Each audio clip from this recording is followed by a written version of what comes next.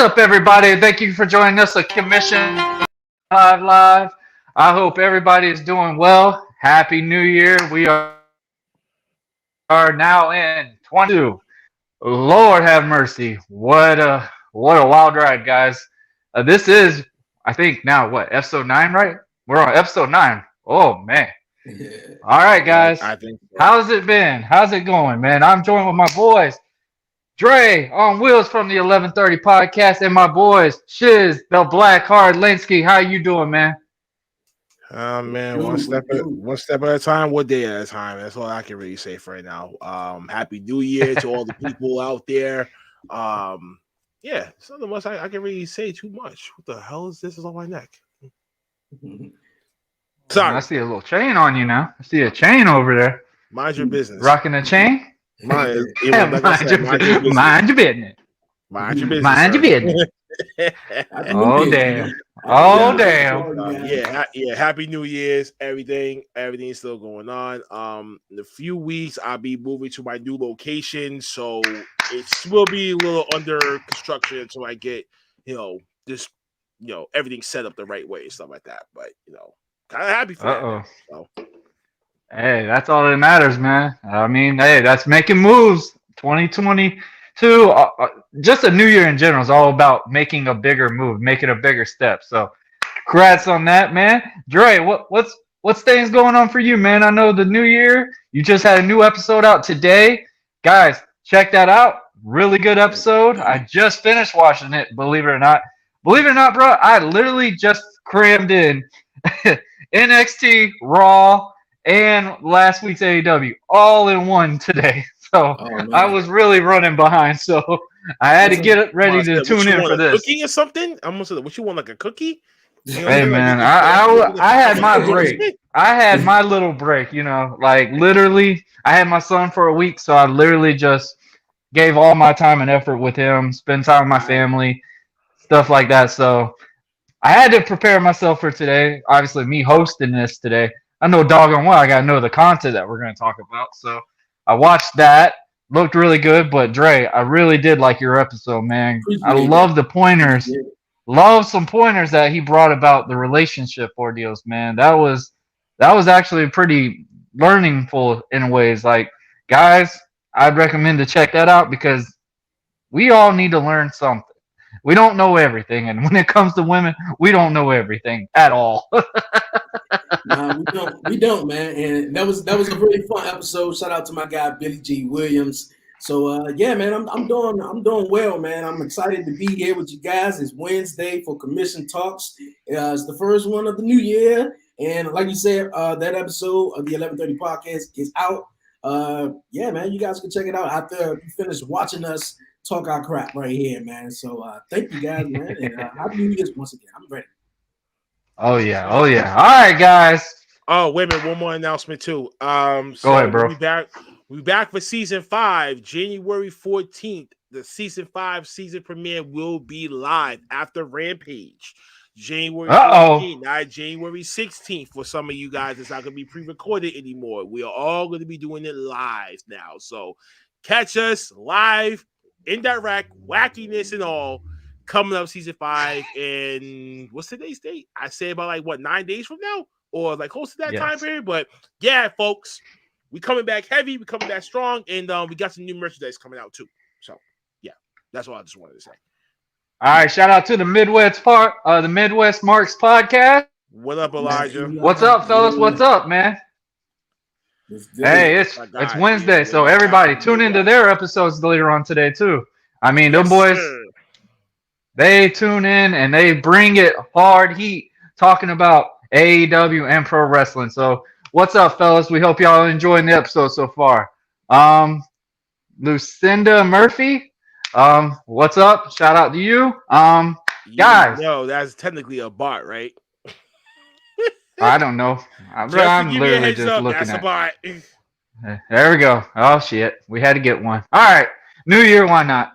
Guys. A lot of wrestling went on. Which one should we cover first? Do y'all want to talk about the AEW ordeals What do we want to cover? There's been a lot of controversy when it comes to wrestling so far, and actually in sports in general. Why don't you start for what you know first? Huh? How's that? I said, how about you start for what you know first? Basically, if you really want to talk about it, fine. Let's go back to day one. On to me, on saying the previous Saturday. Hey, all right, folks. So I'm going to take over for like a good couple of seconds. So go ahead. So for those of you that do not know, Roman Reigns, your tribal chief, your Universal Champion, was supposed to be defending the Universal title against the one Brock Lesnar, right? So what happens the day of the pay-per-view? He gets tested for COVID hours before. Now, you got Brock Lesnar hanging in the background. What they're about to do with him? You're not going to pay him that much money to come and basically do a show and basically, not really have nothing for him to really do. So what did they do? They inserted him into the Fatal 4-Way match, making it a Fatal 5-Way match for the World Heavyweight Championship against the defending champion Big E, Bobby Lashley, Kevin Owens, and Seth freaking Rollins. Yes, WWE has officially trademarked and copyright his name now, so they just gave him the freaking part of his name now. One more can't really say about that, but we'll go into that in a little bit. But during the course of this, Brock Lesnar wins the Fatal 5-Way match to become your 11-time World Heavyweight Champion. Now, who had to eat the pin for that? Big E did. So a lot of the black delegation of the wrestling fans are highly upset about what the fuck is actually going on with that. And basically, there's been rumors that basically Big E's title run was basically trash. It was rubbish. It was basically DOE, dead on everything, or DOA, death on arrival, where he won the belt knowing that he's not going to have it for too long. The key question is, who's he going to drop the belt off to? We didn't expect Brock Lesnar to get that belt, ladies and gentlemen. We expected maybe Bobby Lashley to take the belt off him, and cool, whatever. You were saying, like, let's let it ride. You know what I'm saying? But we didn't get that. We got him eating the pin instead. Now, my argument about this is, it could have been anybody else. It could have been anyone else, especially Seth Rollins and Kevin Owens could have eat that pin, and it wouldn't diminish them any less. This move just diminished Big E in a way that he's never going to recover from and get back to that main title picture ever the fuck again, unless he turns heel and you give him a pretty badass persona or evolution to his character that he can climb back on top. But there's too many heels in WWE's main roster anyway, so he's just going to be lost in that damn mix. Plus, ladies and gentlemen, he is black. No disrespect, and don't call me no racist. I'm not a racist, man. I love everyone. But when a company is built on, other people, then more likely, chances are, your champion, majority of that time, is going to be a Caucasian man. Or woman, for that matter. I'm pretty sure I'm right on the money with this. But in this case, it's still a questionable call for Brock Lesnar to even win. You should have just said, you know what, Brock? Stay in the back, go home, don't even do nothing, or whatever else. But they changed months of planning in one night. In one. Like in an hour. Like in an hour. Yes. So literally in 1 hour. So with that coming to mind, Big E is still my champion. Bobby Lashley still will be my heel champion. But everything else afterwards, don't really give a shit about. Every match was exactly the way how I expected it to be, except for one match that kind of caught my eye, and I said, Liv Morgan should have won the match, but then again, Becky's last spot at the very end kind of like deflated the air in the whole arena, and no one wanted that. So I don't know what more. Hey, that's called carrying the story, though. That's called carrying the story. And we all know they're bringing it to it. No. Stop it. Liv already had her chance twice, right? So because of that one move, you're never going to see her in that picture again. So who's going to be next? Rumor has it's already going to be Bianca Belair going back against Becky to go back after the title. And listen, I got love for my Bianca. I really do. But at the same goddamn time, y'all should have been done this shit a while ago. Y'all should have done this shit Hey a while man, ago. it's all about the chase. The fuck did it's all about do? the chase, though. You want You wanted to insert Sasha Banks in the mix, and that's when you fucked up the booking even more. But needless to say, day one was just a glorified live event. I'm done. And the Migos should have walked in with the Street Profits instead of RK Bro. That was trash too. Here we go. Here we go. Period. Here she is. That's what we were waiting on. I knew it was coming. I knew that was coming. All right, Dre. I bet you did. Give me your opinion on how day one went for you, man. What did you like, and obviously, what did you not like? Day one, like Shay said, a glorified live event. Though it was packed, it was sold out. Great, we agree. Great atmosphere, Much and all more that. Toyo's Kofi run. Yes. Great atmosphere. I don't know if it was like that though. I do agree that the sorry. Migos. I do agree that the Migos should have came out with the Street Profits. Nonetheless, everything went the same. But with Brock Lesnar being added This is why. Wait, Elijah. So good business move. I get that, but at the same time, what about the longevity in your morale in that locker room? But I was just about to say that. That I feel like it was a good move though. But what other, like, if you look at it on Monday Night Raw, regardless of the ratings and stuff like that, if Brock Lesnar is champion now, I don't think they're going to go up too far. But like Brock Lesnar is the only star that they have right now, with Roman Reigns is in jeopardy with the whole COVID situation. I thought it was a smart move. The whole matchup with Bobby Lashley getting the upper hand on Brock Lesnar the entire match, putting him through the barricade. He speared him. He put him in the hurt lock, almost made him tap out. I mean, the promo Paul Heyman said on Monday Night Raw just solidified that. He gave everybody their credit, though. I don't think Big E is going to be in a title picture anytime soon, but I don't think he's, out of it just yet, though. I think it's going to tell a whole different story. No, listen, Bobby Lashley versus Brock Lesnar is a better matchup, in my opinion. Now, everybody been wanting to see this, though, but yes. It's coming, so that's what now, I thought. But also, now to piggyback what you were just saying about the Big E situation, right? Compare Big E to Bobby Lashley for me. One quick second. Let's put the two right next to each other. Go ahead. Big E is a bona fide badass. Yeah, Big E is a big dancing goofball. Heel turn though. It's a heel turn coming. It's not going to be a babyface. Take that Bobby Lashley run more seriously than what the Big E title run was.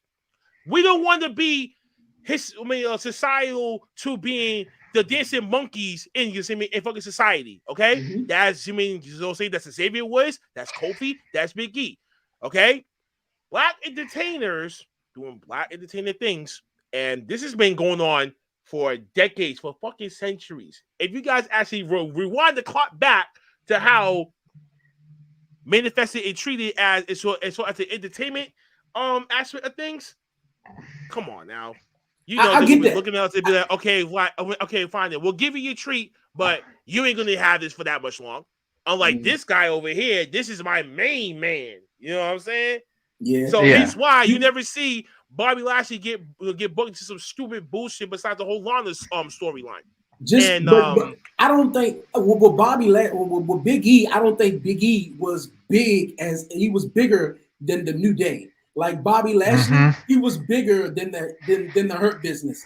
Big E wasn't bigger than the New Day. So I mean, both of their title ones, Big E and Bobby Lashley, went hand to hand. They held it for what 6 months or so. The last two. Wait, but Bobby Lashley held the belt even longer than that. It held it past WrestleMania time. Yeah, you right. He even defended at WrestleMania and still won. And won it. Yeah. You are not ever gonna get that from a Bobby. I mean, like you're never really gonna get that from a Big E, nonetheless. And that's the problem right there. My thing about Big E is they defended the title back and forth. But I think everybody. Wait. So one more point, right? Take another prime example. Crime Time, right? Why does all black wrestlers gotta be booked as thugs and crooks and other crazy shit like that? And you're going to try to tell me they came up with that idea, though, bro. Me, like, yeah, they came up with that idea and make this your own, but you're never going to get past that fucking ceiling. Then what's the point of it? Hold on. You give me a gimmick where it's already stereotyped in my culture.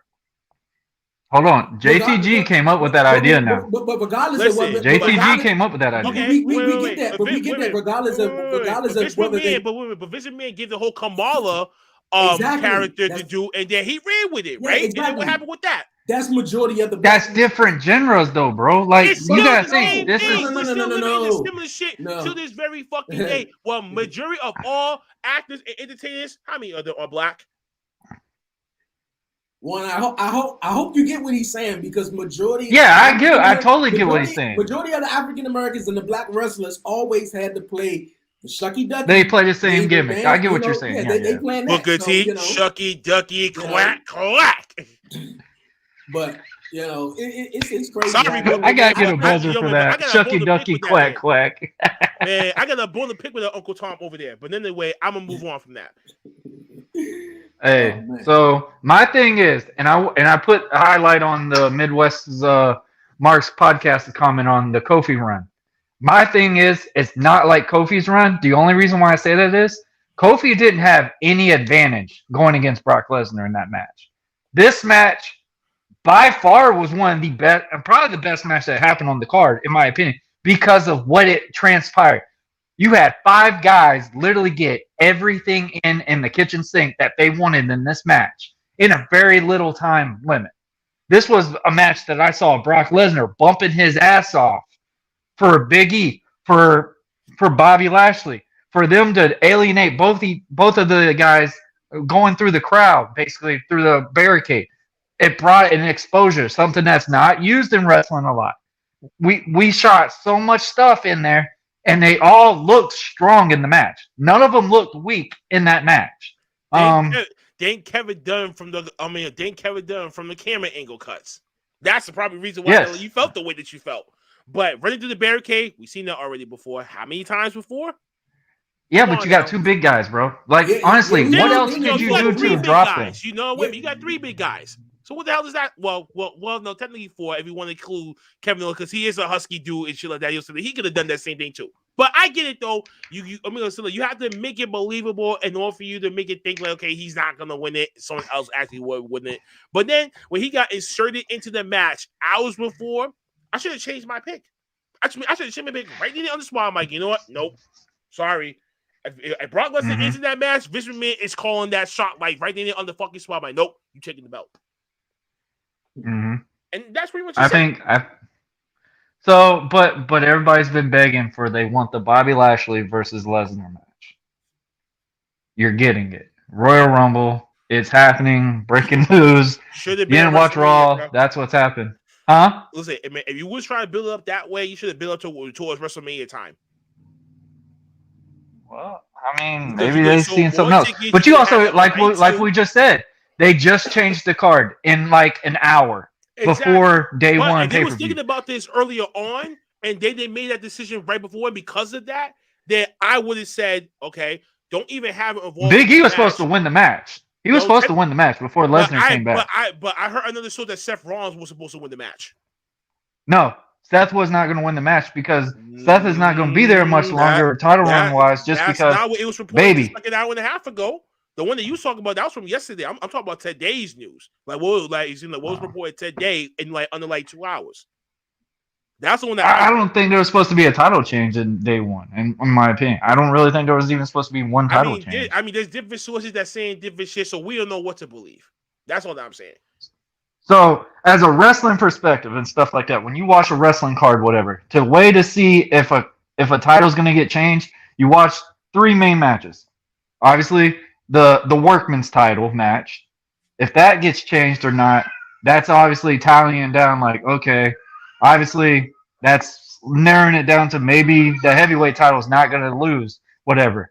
But then when you see the tag team titles, if the tag team titles are defended and won, then you start wondering like, oh, maybe the women's title match or the males or the heavyweight title match is going to be changing hands based off of that. That's how I've always watched these shows, because minimum, if everybody really thinks about it, minimum only 2 title changes ever happen on pay-per-views.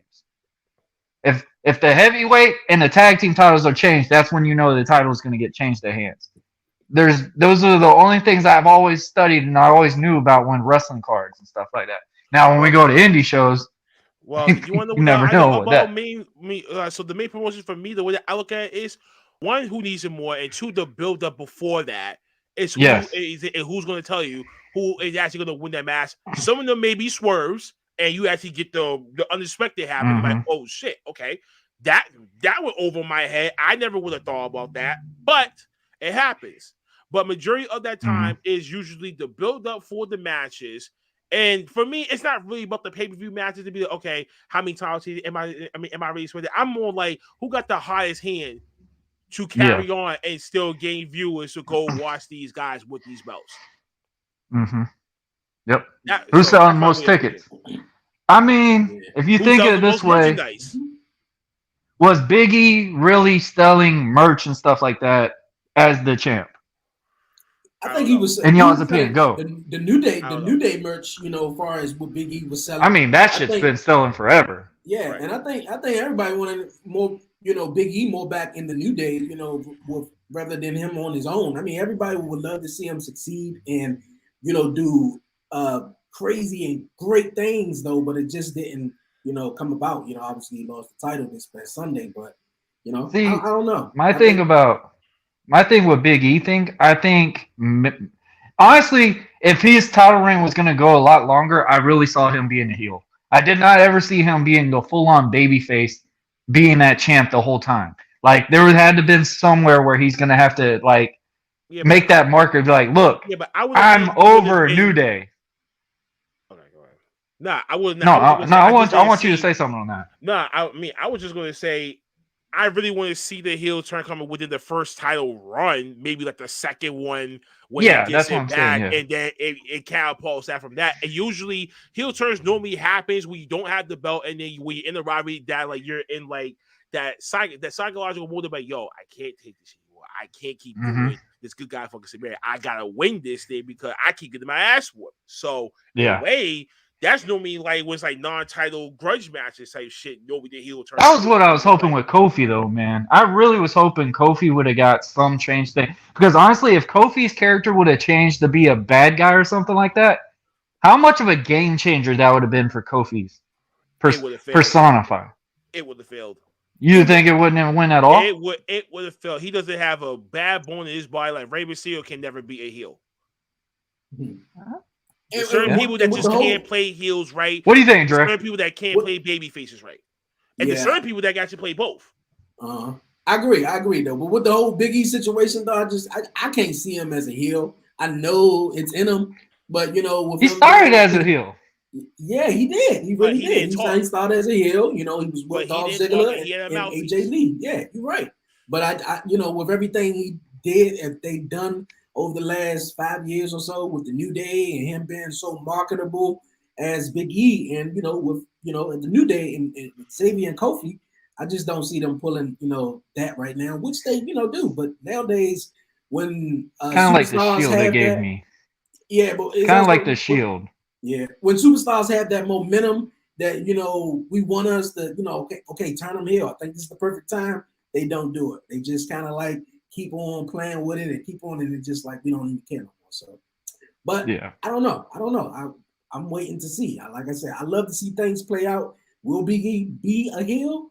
Hey, I think that'd be interesting though. It'll be very interesting because he's still with the New Day, and Xavier is King Woods, and you got Kofi who served Kingston, and if he goes heel and they do I could see him as a heel.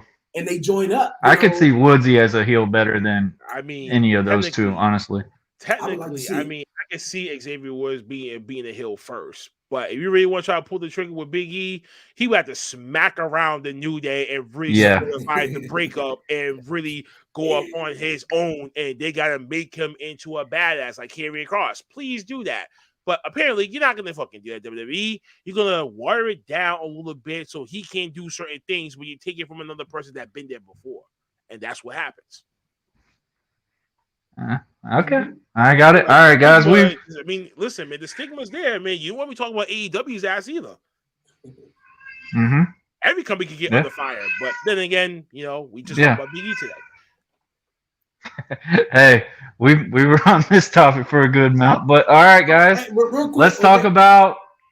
Well, go ahead. I want to be the transitioning guy right now since this is the 9th episode we've done with commission talks, and since my gosh is Blackheart is always popping out the Disney reference. Let's go back to NXT, what took place last night with Braun Breaker winning the NXT Championship. How did you guys feel about that? Well, it was gonna happen. Hold up. Well, it was gonna happen. Hold on, my bad. Who cares? I hit something else. Of course, that happened. But I mean, I was trying to make the video now, didn't, and messed up. All right, my bad. Go ahead. Shit. So, all right. I smell all this shit coming. I smell all of that shit coming. From him to Carmelo Hayes winning the unification belts and shit like that. I expected it was going to be the end of the old regime. And sure enough, when Braun to kick down that old ass X and shit like that, come on now. Honestly, it put a stamp. It's kind of like how Cody did with the throne. Nope, he's definitely losing tonight. And sure enough, he tapped out. But, you know, it's a new era. It's a new chapter, you know, turn the page. New era. This is NXT 2.0. Now you really in the 2.0 era now. So, you know, you gotta do something. Yep. Now the key question is, can they build him up to be a good, worthy champion, and people can actually come tune in to watch him wrestle and shit? And if he does, main roster, here the fuck he comes. Here he comes. He coming. You see his daddy popped up there last night. Yeah, it was very predictable. What y'all think about the match? Just in general, what did y'all think about that match? I thought it was asleep. I thought it fell asleep. I thought it was a cool matchup. He said I fell asleep. I thought it was a cool matchup. Very predictable though, of Braun Breaker winning, just like Blackheart said. Yeah. He kicked down that X, you know, and the whole background was the original NXT. I was like, yeah, he's winning. He's kind of like the transitional champion to take NXT 2.0 into the future. He's a new Cena. Yeah, Cena. So, new Cena. We've said that. How many times have we said that though? Yeah. How many times have we said that? That's going to be the new John Cena. He's the new Batista if you think about it, because he can't talk like John Cena. No. John Cena can talk. Batista, he's a muscle head, but he can decently talk. He's a muscle head. You know what I'm saying? Braun can decently talk, but he's still not the fuck there. Like, he can't go out there, give a promo for 5 straight minutes and sell you on his promo. He can't do that. When he talks, he reminds me of his dad, but his dad can spit promos. Actually bounce it back off him so he can come up with something. And that's how he is. If you study him in the promo, Braun's promo is like old school promos. When Tommaso came at him about the 33 in the third chance, come on now, he had that dumb that dumbfounded face on him. No, but let's be real. Let's be real. What else could he really say though? What else comeback could Braun Breaker have for that though?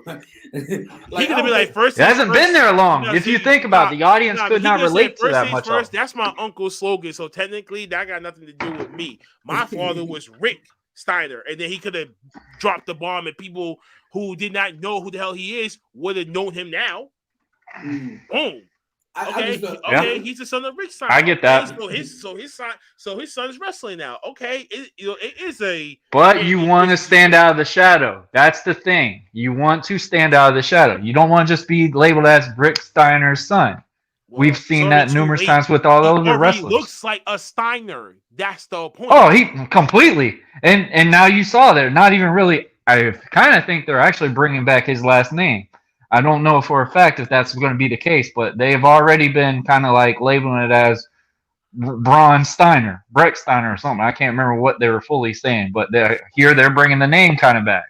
But Brecker Steiner. Brecker Steiner, there we go. Yeah, that'd probably be a finisher. That's probably going to be the name of his finisher. But the Brecker Steiner. Carmelo Hayes for winning last night.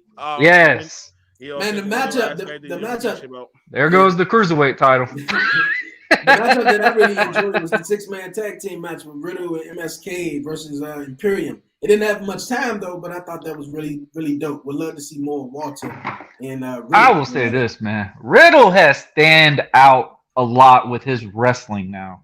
Like Riddle, it was slow for me to figure him out and stuff. When I watch his matches and stuff, I just thought he was doing way too much overselling to the crowd, whatever. But now this guy feels like he is getting it. And plus with him wrestling alongside Randy Orton stuff, imagine the knowledge that this man is getting, learning the awareness of where to be, what to do when you're in a tie-up or something like that. how to get the crowd to visualize just certain little things. And I mean, bro, they're doing well. I mean, we want to down RK Bro, whatever, but dude, they're running hot. They're really doing what they need to do. I mean, with Riddle coming over to MSK, I still not really fond of both of them. I just feel like they're two spot monkeys in my opinion. But hey, wrestling's wrestling. I mean, that's what you want. I don't know much of MSK though. To touch on what Blackheart was saying though earlier about both of we actually were saying about Migos coming out with RK Bro instead of the Street Profits. Now to think about it, I get why they came. If they would have won, I think they would have. No, yeah, but I think now thinking about it, I know why they came out with RK Bro because I mean everybody knows Randy Orton. You know he's he's popular. Everybody knows Randy Orton. He's coming out there on the top ropes doing his thing. You know, along with Riddle, but you know. You put him in the Street Profits, yeah, it would be great though. You know, I'm pretty sure they took a picture, but you know, I'm pretty sure that's the reason why they came out with RK Bro. But yeah, they doing dope. I love them. I mean, number one. Wait. Go ahead. Number one, Lord help us. I love the fact that Warren lives in Jacksonville, but he has the Tennessee Titans shirt on, so he's already betraying his team. My team's completely out of the playoffs. Okay, and I just found out my friend might be playing. First and foremost, and I should have been called you out at the very beginning. Can I wear a shirt without you saying anything? No, you should wear a Jacksonville shirt. Oh, I like how you cover your chain. No, my chain's right here. My chain's right here, you son of a bitch. Anyway. I love the fact that he jumped off the bandwagon from Jacksonville and took the bus ride to Tennessee. First of all, I go for them if Jacksonville's 10. So next, I have a friend that plays for the Titans. Last week, you see the shirt. That's all I'm representing. He's injured. The one person. He's injured. He's not even playing the remainder of the season, so you need to calm down. No, he's not. He's not coming back before the playoff. He's definitely. I'm sure they would try. No, they're not going to even attempt to get that new rising highest paid star and get back. No, that's stupid. Don't. Please don't listen to this guy. Don't listen to this man. This is how you guys are going to fucking lose next on Sunday, and potentially, if that first place spot is gone and somehow we take that spot, I'd be laughing at you, Warren. Especially I got all your posts enough. I got all your shit all this week already. That we gave you as last week. Weak. Trash. Trash. I knew that was coming. I knew it. How the hell my rookie QB chewed up your shit alive? You couldn't wait till the last segment we would talk about NFL. Back to NXT. You stop talking about football right now. No, take off the Tennessee Titans shirt and then otherwise I'm going to still keep going. I don't want y'all to lose the focus on you two guys, you know. I don't want to take the shirt off, you know. See, listen, man, he's guilty, dog. He's a bandwagon. Anyway, so I mean, just to piggyback on the NXT. I mean, Walter was just there. a piggyback. I mean, Walter was there. I'm happy, but what's still going to happen with him? Where is he going to be going? Is he coming to NXT or is he going to go to the main roster? I don't know. Roman's running out of opponents to face. So right now, a good time. Need some more big guys. Listen, main event, Roman Reigns, work this program. If you do good, you're going to be in the main event card forever and a day. But Walter would have to move to the U.S. and he got nothing else really to do. So, I mean, I said the same thing about Karrion Kross, though, man. I really thought Karrion Kross was going to be the next guy for Roman. They dropped the ball with him. Definitely with that. I will agree with y'all on that one. I was a big Karrion Kross fan. Nothing to Walter and Imperium themselves, I will be fine. But somehow, I don't think they could book. I don't think they could book Walter weak though. I don't trust Vince to the point where it's like when he looks at Walter, he's like, yeah. Hold up, Walter. It looks like a guy that Vince would favor. I know that, but in this case, against Roman right now, you ain't gonna fuck up that family connection that you had with them for so many years over for this guy. See, this is why everything's like in a jumble though. With Roman's health right now, that's why everything is scrambled up and we're all just paused like, why are we getting what we're getting? Because now this is showing this was a last minute plan. This was not part of the plan that they've had written for how long months they do. Because you know WWE writes their stuff at least 6 months ahead. Like, literally, they've already probably booked their matches for WrestleMania. And now they're sitting there like, oh, shit. what we got for a main event? What are we gonna do now? Like, we don't know. Yeah, with the whole Rock and Roman Reigns thing, my dream match at WrestleMania seems like it's up in the air because Roman Reigns he's not reliable right now with the whole COVID situation. You know how he feel about it, and with his health, him having cancer and stuff like that. It seems though, they gotta, come up with something. Especially after this year's WrestleMania, they gotta see what they're gonna do with Roman Reigns.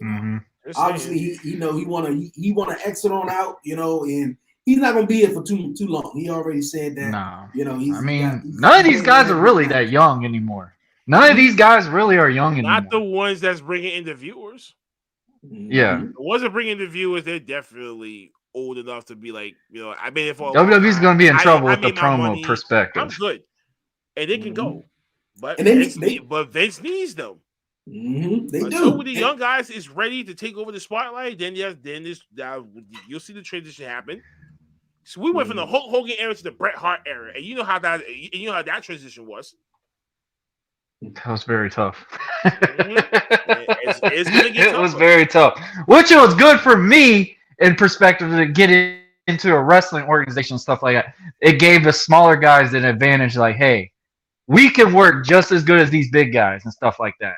And we're fully in now the Shawn Michaels and Bret Hart era. Or popping pills and or some other shit that got popped for them because of the steroid trial. So of course Vince had to be like, yo, y'all gotta go. Like, out.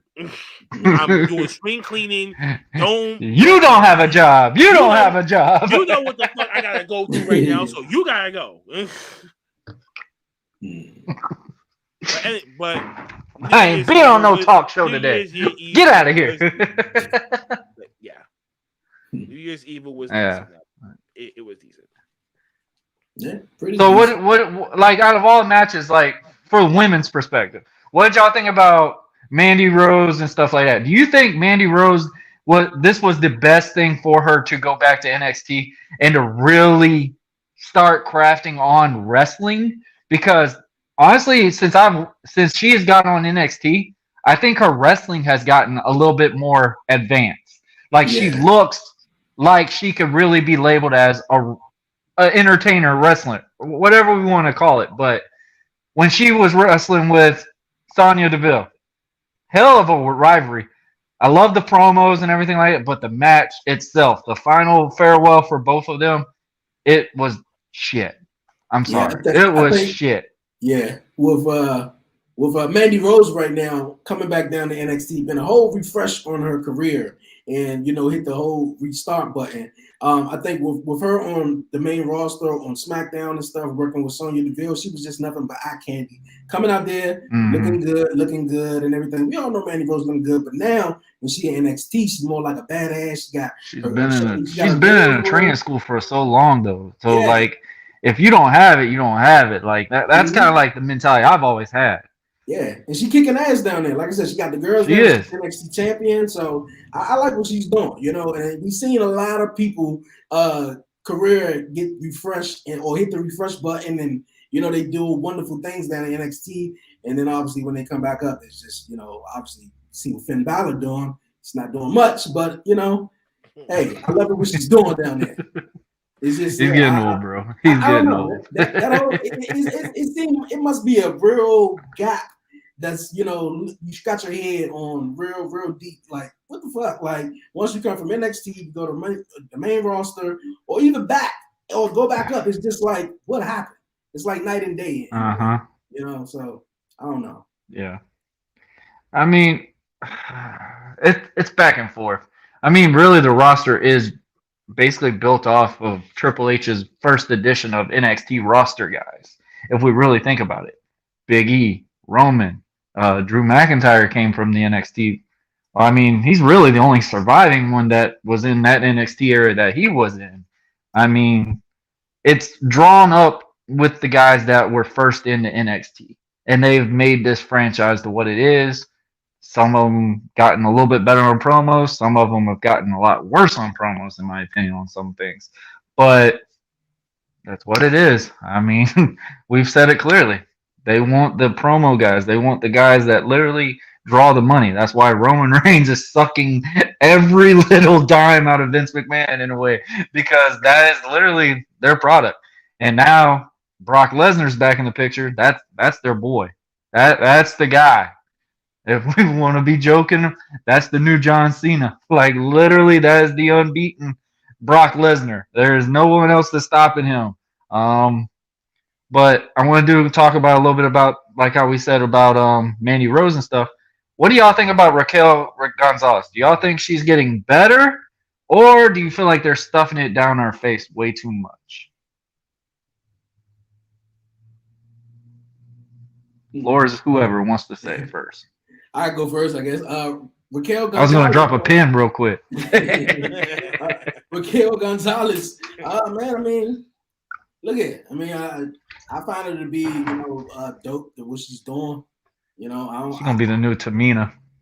I wouldn't say that though. It seems like Tamina though, she just never got there. I mean, she had her moment with the tag team champions. She's gonna be like a Beth Phoenix. Yeah, that's how I feel like, Raquel is going to be like a Beth in a way. Big, strong, someone to go up against Charlotte, to knock Charlotte off her throne or something like that, that I guess. But I mean, she's still got a lot of work to do. She's still got a lot of work to do. Yeah, you could have done that shit with Rhea, though, but look what happened to that. Yeah. See, the NXT call-ups go up against Charlotte. It's not going to fucking happen. It's not passing the torch that way. It's going to be someone that made their bones on that main roster that's going to take the belt off her. Or someone that you bring in from out of fucking nowhere and be like, yo, Charlotte, go. Bye. Get out of here. Bye. Just bye. You got to go. I can't make no business with you no more. There's no one else for you. There's no one else for you to fight. So you gotta go. We need somebody. Somebody. Bring Bailey back, damn it. Bring her back. I mean, fuck. What the hell happened to Asuka? Is she hurt? Yeah. All right, there we go. That's a pin silence. All right, hashtag bring Asuka. Maybe we can start that trending now. Bring back Asuka. Yeah. All right. There we go. All right, guys. We've covered NXT. Let's talk about New Japan. They are bringing it back. If you haven't subscribed to your Fight TV network, I highly recommend people because, guys, if y'all want to watch really good wrestling, a lot of shit is on those. A lot of shit is on the Fight Network. I mean, guys, NWA. And IWTV, too. Don't be forgetting about yes, IWTV, all yes. The I mean, promotions that got shit out there, including Beyond Wrestling. Yes. I'm telling you right now, guys, if you are really, really big fans of wrestling, check those out. Can't be disappointed because that's actually really wrestling. I can't abbreviate that a little bit even better. It's wrestling. What we get on TV is like soap opera, and then you get the connections. That's wrestling in the worldwide extent. But if you want wrestling, check those out. I mean, those are best features. I mean, gosh, I could talk about those all day. But guys, how do y'all feel about the New Japan announcement that we just got? They are coming back on TV Thursdays, right? It's on Thursdays now? I thought you was going to talk about Wrestle Kingdom, like what happened night 2, but okay, whatever. I was going to say about that too. So the news was, and it's New Japan has now inked a deal with Access TV. So March 3rd, 2022 is where it's going to start being on Thursdays in this new wrestling block, I guess it is. So Impact and New Japan back to back on Access TV. Can't beat that. That's what's up. Yeah. So I was like, congratulations to them. They finally got somewhere. That's the Roku too. I was wondering what New Japan was at because I haven't seen them in a long time, and I knew they was on Access TV. So hey, that's what's up. Yeah, but now they're night 2 of Wrestle Kingdom as well. And Okada in the Rainmaker, Okada beat. Well, how did y'all feel about night 1? Let's go. Let's talk about it. Night 1. Night 1, Okada won against God damn it, I forgot his name. But he won the main tournament. I'm not even gonna try to say their names. I know damn well I'll say them wrong. Ospreay the very next night for night 2. Night 2, he beat Will Ospreay just like 6 a.m., 7 a.m. this morning. Damn. Beat Will Ospreay, become the new and solidified WGP World Heavyweight Champion. So, there's something else that's supposed to be going on too, but I keep forgetting his name. But if I had to like cheat on my phone, I don't want to do that. I was trying to like remember up here because I was reading the article and shit like that when I was at work earlier. So I'm like, all right, word. Ooh. So I'm reading about what the hell was actually going on instead of me just watching the highlights and then just doing that way. I was at work. I was at my desk. So, and when I got to it, I forgot I wanted to go do something. I came back and then I just got busy there. And I was like, no, I can't do it right now. But kudos to the Rainmaker Okada for winning back. Yeah.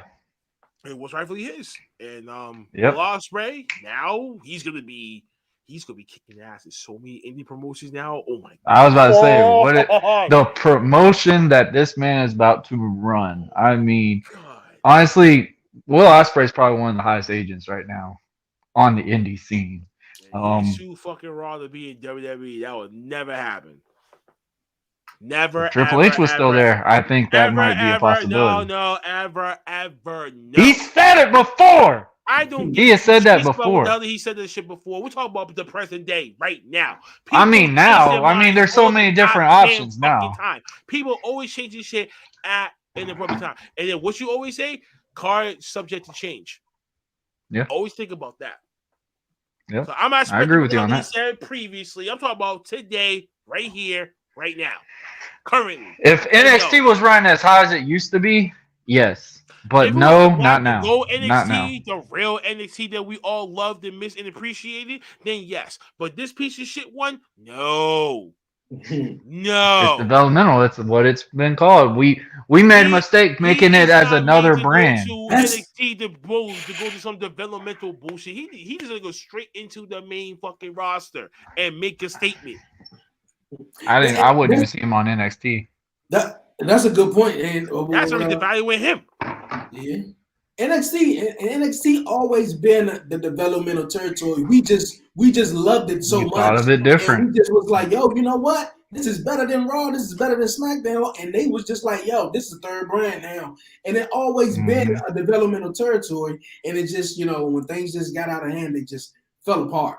But they lost the Wednesday Night War, and then they just stripped it off. I wish they stayed in the format of just being themselves and just being, NXT, just being NXT. See, my thing is the only problem with that scenario when they talk about the Wednesday Night Wars, it took Vince how long to finally beat WCW? You didn't even give them a year.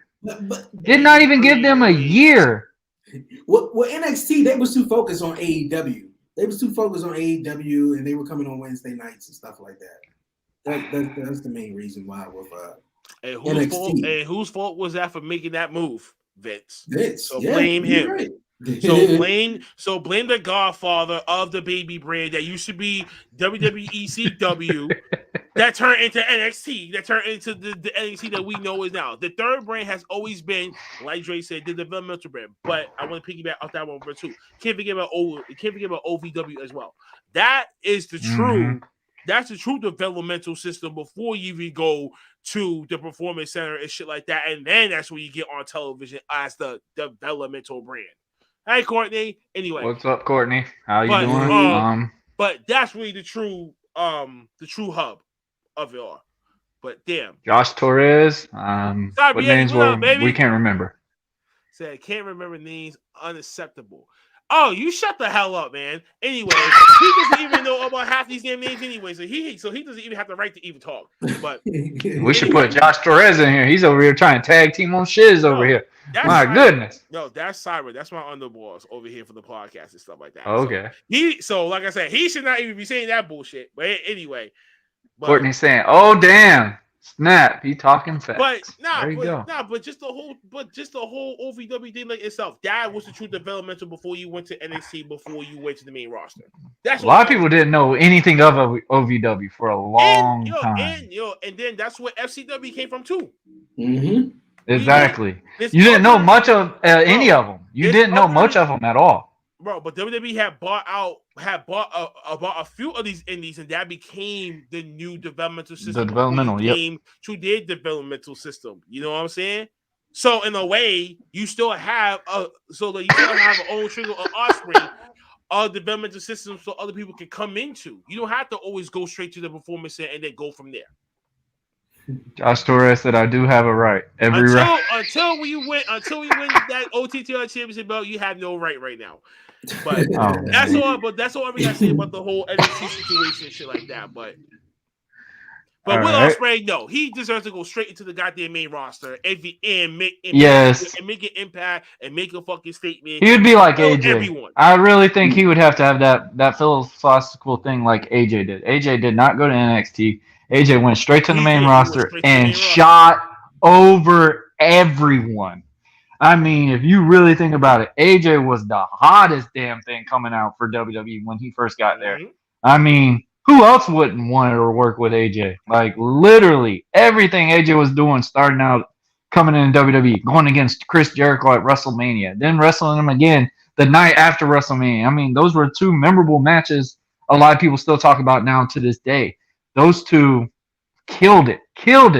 And I agree with you on Will Ospreay. I think he would make a huge impact. We could get you like how I say impact? Will Ospreay before. I think he'll be on Impact. I don't think he'll go in Raw. Huh? What did you just say? Huh? I think he would go to Impact before AEW. Probably yes. Yeah, I would definitely say that.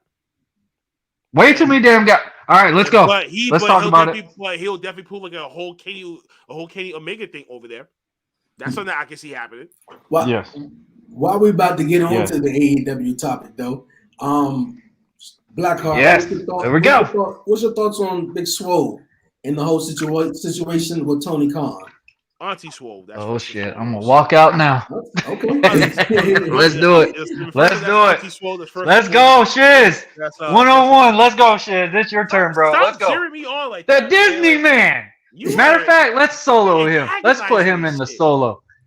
Get it, buddy. Let's go. Spotlight's on you. Speak your facts. Speak your facts. He got his green tea. He's ready to go, ladies and gentlemen. Let's go. Yeah, I'm fucking terrible for this. All right. I mean, Tony Khan should have knew better. I mean, Tony Khan should just have a public assistant and coming out. He shouldn't have said shit. Shut the he shouldn't have said a damn thing. Shut the fuck up when I'm fucking talking, okay? Hold on. Oh, my bad. Oh, my bad. Go ahead. I mean, you gave me the solo, right? So here the fuck it is. You know what? Since that meanness, get out of there. Listen, man, Tony Khan should just knew better what the hell to say and how to say things. If someone's giving you a constructive criticism about your company and about your system, and then you're backlashing off that, then that says to me you're still immature. You're a kid. That's all. You're a kid, man. Say I support Black Swole all day and day.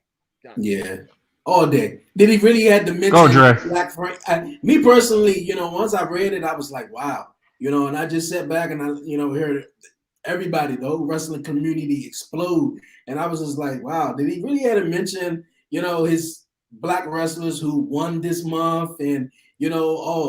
Big Swole wasn't a great competitor. That's why it was horrible, and I think with the success that AEW has, he felt like that he can just say anything.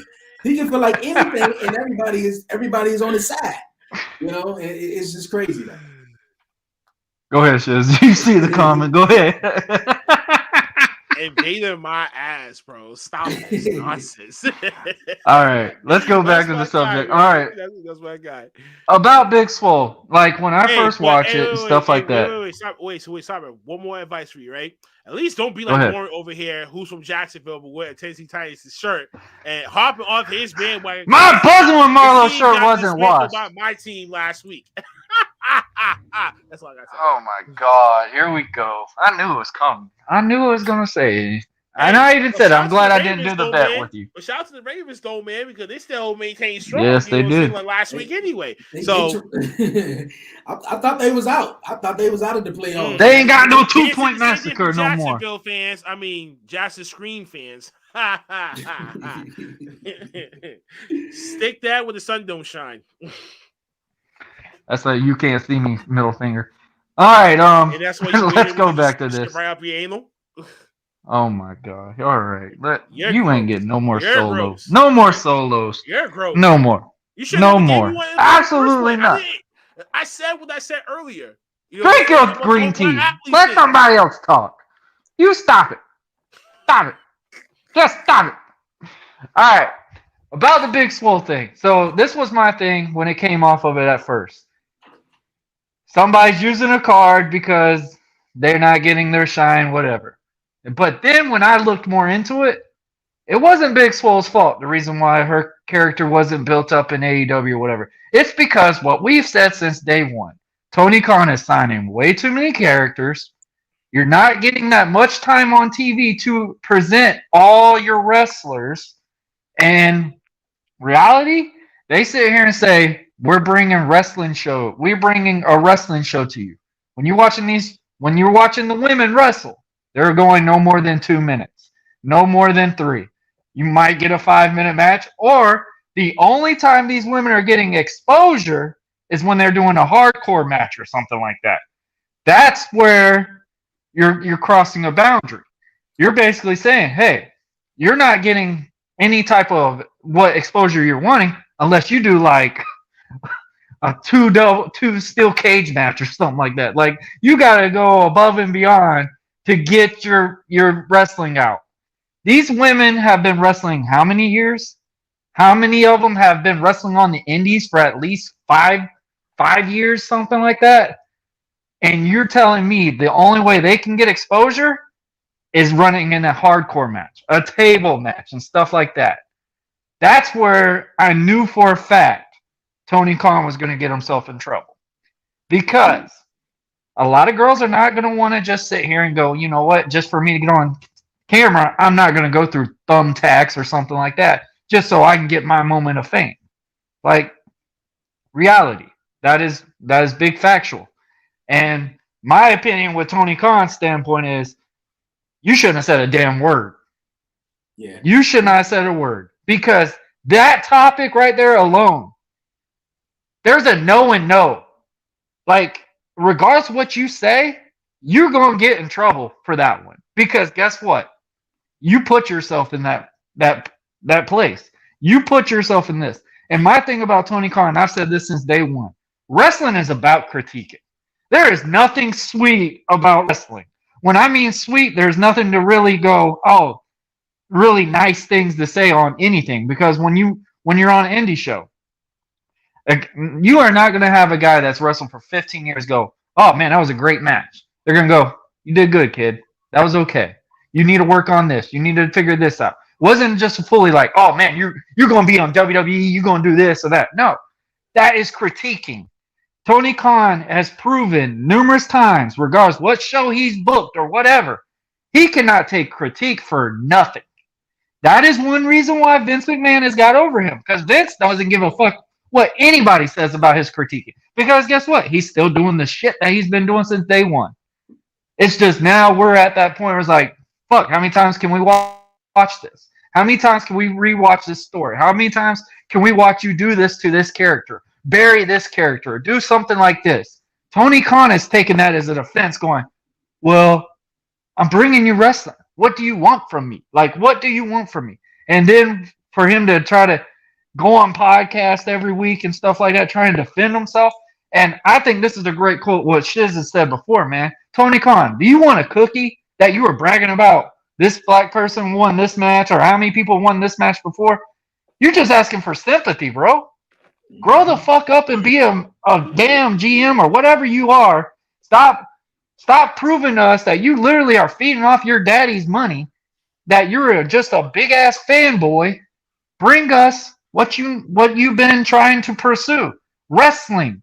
Don't sit here and bitch about other stuff that doesn't need to be approached, because guess what? You put yourself in that spot now. When you're sitting there saying Big Swole is not that good of a wrestler, because guess what? She is a great wrestler. Right. She is a great character. She knows how to work that person too, and that's all her person too. She is literally a superstar. She is a girl that really could be a major badass in the future.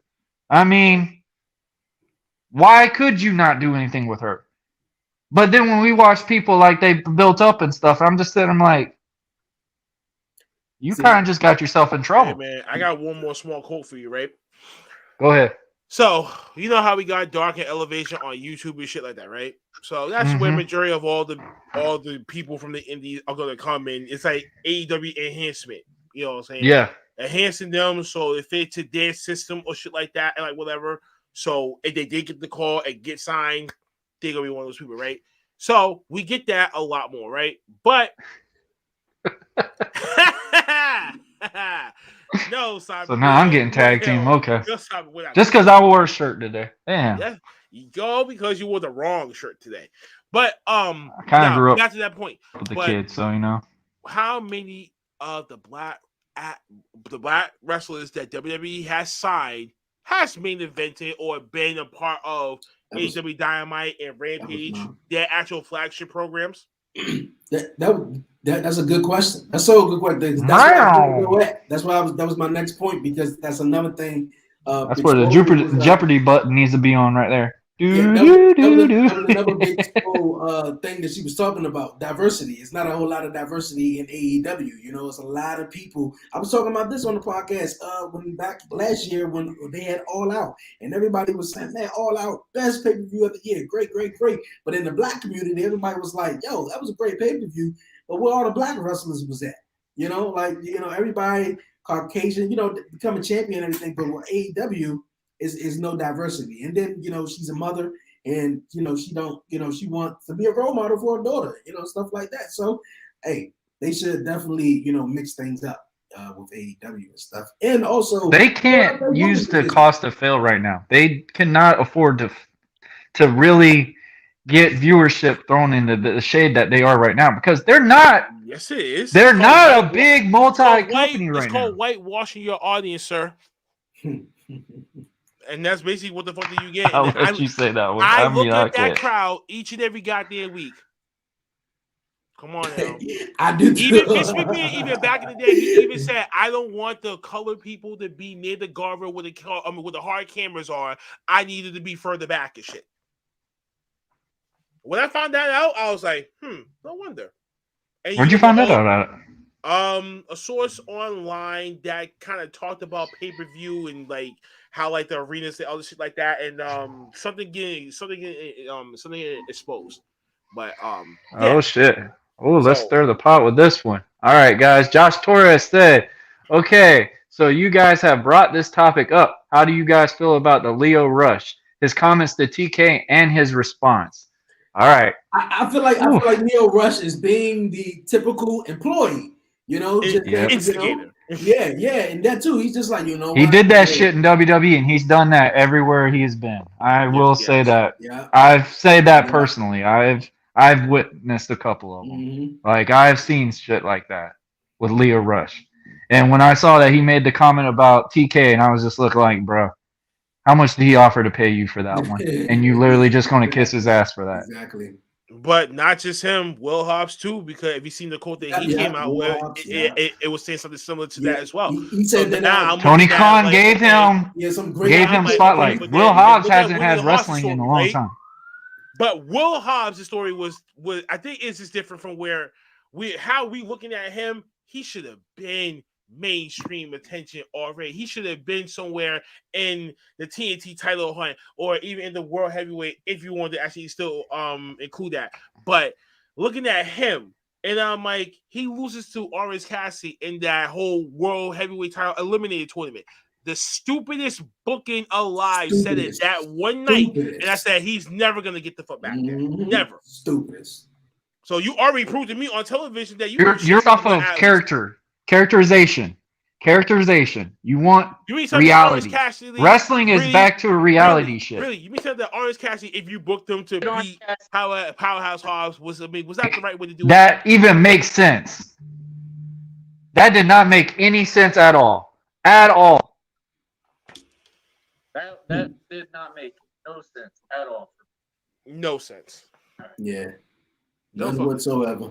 None. Powerhouse Hobbs should have beat Orange Cassidy and, advanced onto it. Orange Cassidy is already, a star in a way. He's already a superstar for AEW. But then we're looking at Hook like the great next hope. Mm-hmm. The fuck? Right. Like, come on now. Like, this is why I say, like, this is ass. What is up with that? What do y'all think of this, man? Sorry to the AEW marks out there that you may think I'm hating on, but I'm hating for good reason. And y'all you got a 5'8" Goldberg. How tall is Hook? Hook ain't even that damn big, is he? I don't know how tall this crazy hairdo is. Isn't he like my damn size? He got stopped. Isn't he like my size? Like, really, I don't even think he's even over 180 pounds. And they're booking this mug like he's Goldberg. I know Dre is on this guy. He likes this guy. Besides the fact that he did get suplexed and got right back up. He got power drive. He got the fuck back. He got power drive. This of him a power drive like that. That's set. Bear Country. Sorry, bro. They killed you too in that one match. They may tell me that he can withstand a power driver and you was skinnier than him. Get the fuck out of my face. Next. Mm-hmm. Yeah. That's like indie booking 101 to me. Yeah. That's like those BS bookings that you've seen on indie shows. Like, in my opinion, it's like those cosplay type shows. Like how they dress as like little characters and shit like that. That's kind of like how I saw that shit. Like, I saw the pile driver. I was like, first of all, you just disintegrated the move. Period. Pile driver is literally, that's it. Like, you mean my story? And we all think the story I told in a wrestling company. I took 7, and guess what? I never made a return back to that company because guess what? That solidified. Hey, that I'm done there. I'm done. You're dead. Yeah, you're dead. You're gone. Dead. Like, he's gone. Like, we make it a story that's relatable and you understand it. You pop up after a pile driver, I would have took his ass off the TV. Period. If you would have done that on an independent show, any other independent show, you would have got your ass whooped getting up from a damn pile driver. There is no ifs, ands, or buts about it. Wrestling is about making shit look real. What we all approach, we get the knock, oh, wrestling's fake and stuff like that.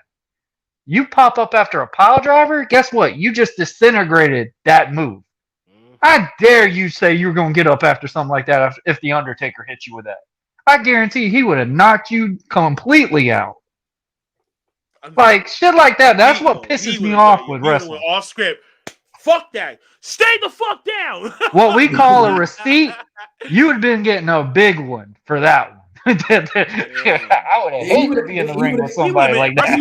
He would have been in wrestling court too. On dog.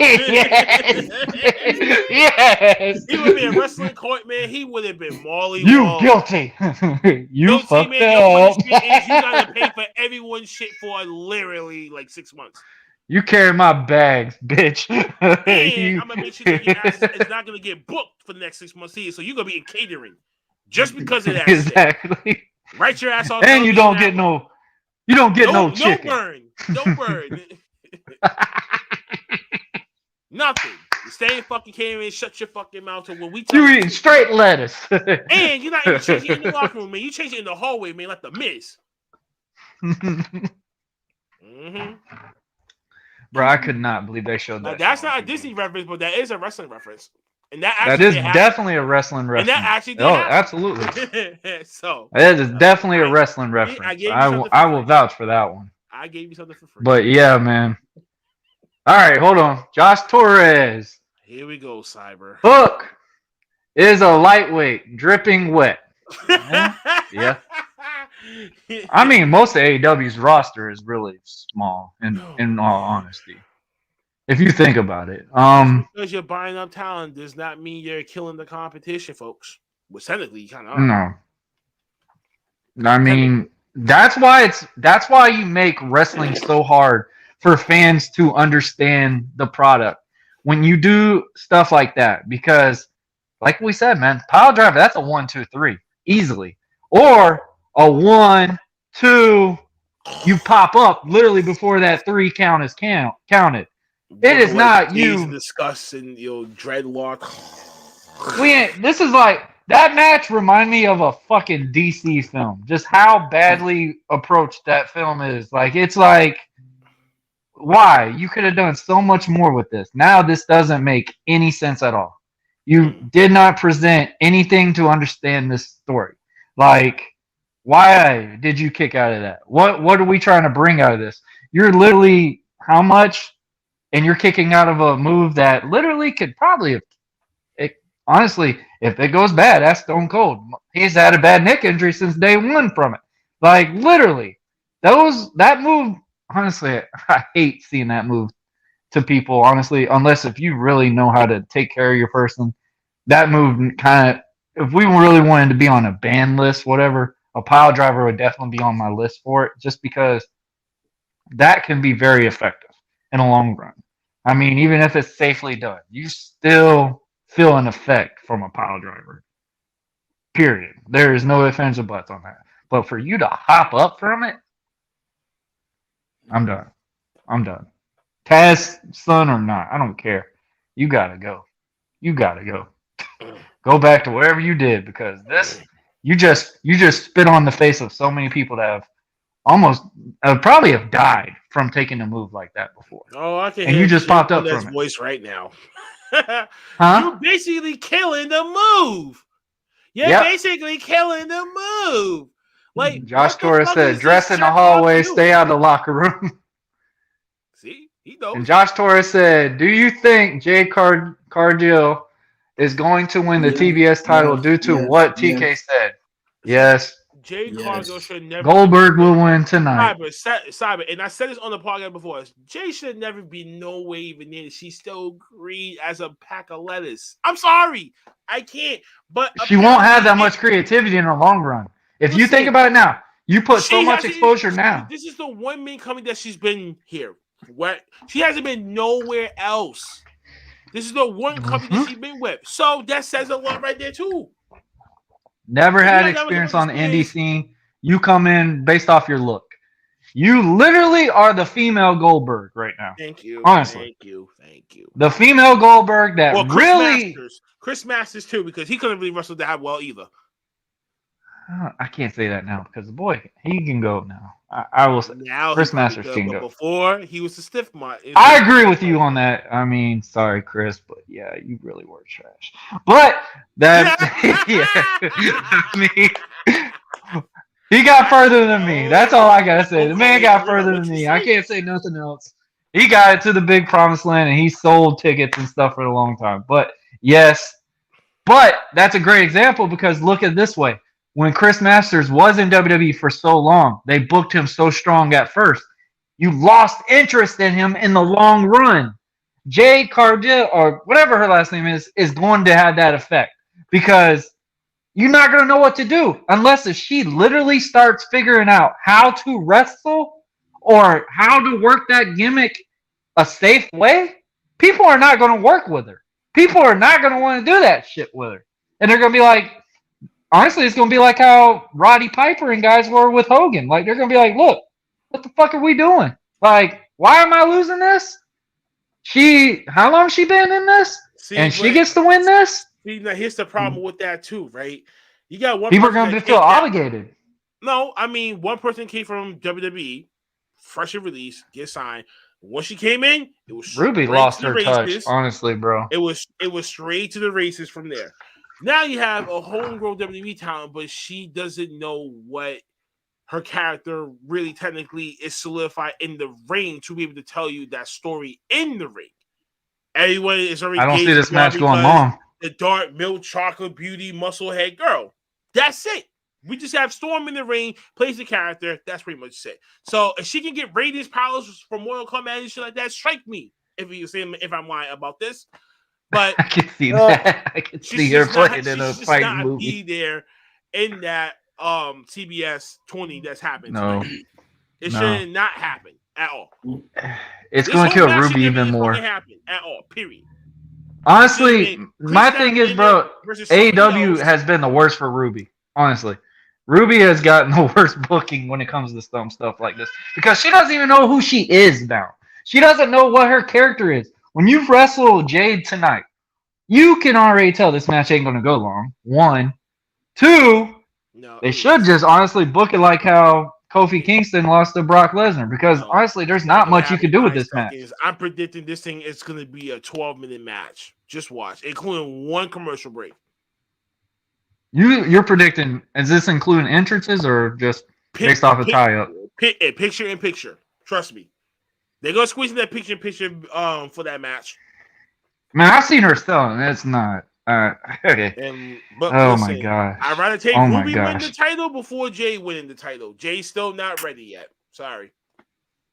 You put that title on her, that just literally is begging you to say, "Hey." But also, if you look at Ruby Sosa's previous work against Josh Alexander, you better come correct with that because I'm telling you, what you see on television is not what you're going to see in the. That's what I'm saying. Like you don't see Ruby as what we've seen Ruby. Tell y'all, download IWTV, bro. You get to see this boy giving the some people plugs. that we see on television. Hey, when it goes to India, gonna be an ambassador. That they go hard, bro. That boy said he's about to try to get a job over here. What you mean? What you mean by that? You trying to be a sponsor man over here? That man gonna be the new face of it, okay? He was like, "Hey, let me straighten this out. Let me straighten my shirt up." But that's the difference between televised wrestling and actual independent wrestling. That's what I want. Yes. You know that for a fact. Exactly. Right. Exactly. I mean, if you think about it, back then, the wrestling shows that WWE were really talked about were the house shows. Really, house shows are what built up and got you prepared for your pay-per-views and stuff like that. That's the problem wrestling is having, though, man. Like my problem was I never agreed to get to film all my matches like I wanted to. Like I can only film certain matches that I've had based off of a brand that you would have to watch a whole storyline compared just to see my matches because I didn't really care at that time because I was like, you know what? I'm getting exposure. I'm going to keep wrestling there. Regardless how they booked me or whatever, I was getting exposure. Hey, I'm on YouTube, stuff like that. Hey, I'm going to stick with that. Like, them guys, whatever. Like the hurricane. Pow. What's up? Bro, like that's the only thing I would really change with wrestling. I would have recorded so much more of my matches because I had so much work that I had, like, bragging-wise, that I can't show nobody when people are like, hey, I wanted to see that match. I didn't record it. Nobody recorded it because I didn't think of that at that time. I was like, you know what? I'm working the shows. I'm doing what I can get paid for, whatever. Like, I'm doing my part. Now it's like pissed me off because I'm like, bro, I work so much good people. And now it's like I don't have the videos to see them. And like some matches that I have on YouTube and stuff like that didn't even compare to some of the matches I had outside of it. And it's like that's what really people are not realizing stuff. We're being fed just certain wrestling companies on national TV. Go out and see these indie shows. Go out and see where you can to find some independent shows because, man, if you really want to know what real wrestling is, check them out. Shout out to NWA. First time in 30-something years, they will be in Jacksonville this Saturday. That is a big freaking deal. I mean, oh my goodness. NWA in Jacksonville. That's the first time in so long. NWA is really coming back. And honestly, guys, if anybody wants to talk about wrestling that is really coming up, NWA is coming back. The only problem is NWA just doesn't have the production. Well, then can I ask you something too? So if that's happening, right? Then why ain't you taking on that goddamn shirt and putting on a Jacksonville Jaguar shirt?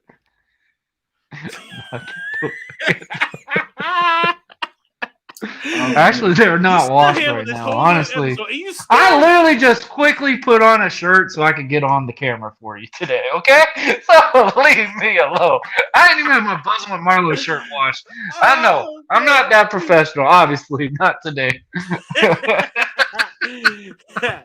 Oh god, still quite embarrassing for your team though. But yeah, but for real, support independent wrestling folks. Believe me, they would not let you. But yes, man, Ruby Soho on AEW TV has not been good, in my opinion. But her outside of it, bruh, She's working dudes, and I mean, she's hanging with them, and sometimes even outworking them. Shit, I can't Work this girl, man. She could literally be your face of the product if you really tried. Like, that's why I thought it was so impactful for her to go to AEW, because I was like, she could find her character back and take it to a level. Because honestly, if the way they're booking her right now, she could have went to Impact and been probably the TNA heavyweight champion based off of how their old results have been. So, I mean, yeah, like it, yeah. No. That was one bad booking, I will say about that. That was really, yeah. I'm sorry. You kind of killed your product that way, in ways, and I kind of lost feeling off of it because of that. Just whatever you Not do, because of who won it. Just whatever you do, just don't do the finger poke of doom again, okay? Just don't do that. I saw you post that. One day we're gonna have to all hang out one day, and somebody's gonna take the finger poke of doom. That have to be you. Why? Why I gotta be the one to take it? Because he's gonna have to count. Because he's gonna have to make the 3 count. I was gonna say Dre's gonna do it to you because Dre. Why? He's the smooth criminal. That's your punishment. That's your punishment for stealing the spotlight. You know that's what you get. You gave me that spotlight. I did. Yeah, that's sometimes Yes, that's your fault. All right, guys. We've talked great hot topics today. Let's talk about Battle of the Belts. What's upcoming for our podcast? Let's talk about it. Dre, you haven't had much talk today. What's going on with the 11:30 podcast, bro? Like, what's some cool things that people should look forward to? Jacksonville just to slap your ass around like a Patriot did to the Jaguars last week. Hey man, I talk, man. Look, I let you guys have the floor because you guys you are embarrassing. I'm relaxed. Man. I hate you so much right now. So I'm getting a little hungry now. But other than that, man, the podcast is going up. It's going great. I mean, like this new episode this Friday with my guy Tyree Taylor. So it's going to be dope. It's going to be dope. Simon, you ain't gonna do no finger poke. Definitely. I swear they put that on Shiz's trivia show. That's what they do. The finger poke of doom. Whoever loses get the finger poke of doom. Oh man. Oh Jesus. Oh bro. So let's just say real quick, Battle of the Belts, that whole new AEW little joint. It's gonna be on this Saturday. Britt Baker's supposed to be defending against Rio, and the TNT title was supposed to be defending it that night too in a rematch. Sammy Guevara, Cody, trash. You can't spell aspirations.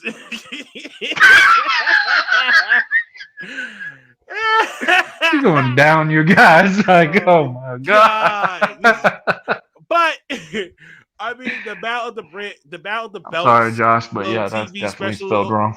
Cyber Yeti, man, you know the damn deal. You know the steals. You 2 shits and a toy seat plus, okay. But oh shit. But 2 title matches being basically booked for Saturday. My bad, fat fingers. Damn shame. I thought no, the fat fingers is gonna be E Dukes. Because he has the fattest fingers in the squad. But Battle of the Belts this Saturday.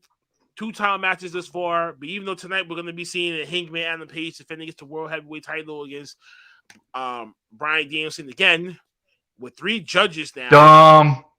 Dumb booking 101. You just killed this option. Killed this story. You just stop it. Listen, this is why I have a question about the booking for AEW. Why fanboys gotta chill. And then you got the main title be defended on that in the last 2 weeks. That's kind of damn close. WWE I'd rather this than Omega. That shit. I wish they would give us an Omega match, but this is crazy. Yeah, is this the only person that Adam can work? Like, what the hell is the story for this? Like, I get it, TNT's coming, TBS, whatever, but really was basically when Adam, the same night that Adam won was the same night that Bryan Danielson had won the Eliminator tournament. So he got a number one contender spot. The first match, the one that we saw a couple weeks ago, was the very first match that ended up in a draw. And it was in a draw. It was a a timeout, right? So basically 60-minute time limit. Then the next promo, the next week, back and forth, whatever, blah, blah, blah, that led to this match right here. So this is the second match. What's the results going to be? Like, literally, is this Brian's title run, basically? Or this whole thing should have been saved for Revolution. Or Brian's about to get buried. I think Brian's not going to be in the title picture much more. No. Because, honestly, what else are you going to do with this? Someone else is going to get involved, and it's going to screw up the match. Punk. No, he's too much heavily with MJF right now. Maybe Moxley comes back tonight. He is out of rehab. Hey, man. He is out of rehab. Yeah, like, you know what I'm saying? He easily go back, try to reclaim what's rightfully his. Cause he's going to rock that shirt ready to go tonight. He's going to be a fanboy. Yeah, Moxley!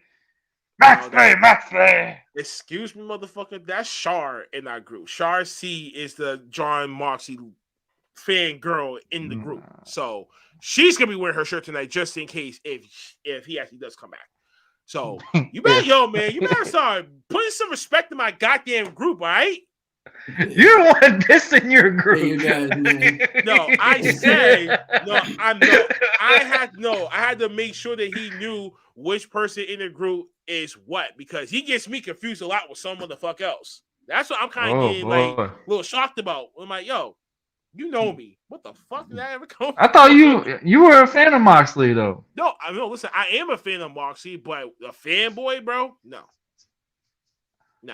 Fanboy is only it's all about that one person and one person only. Nah, I have Hercules.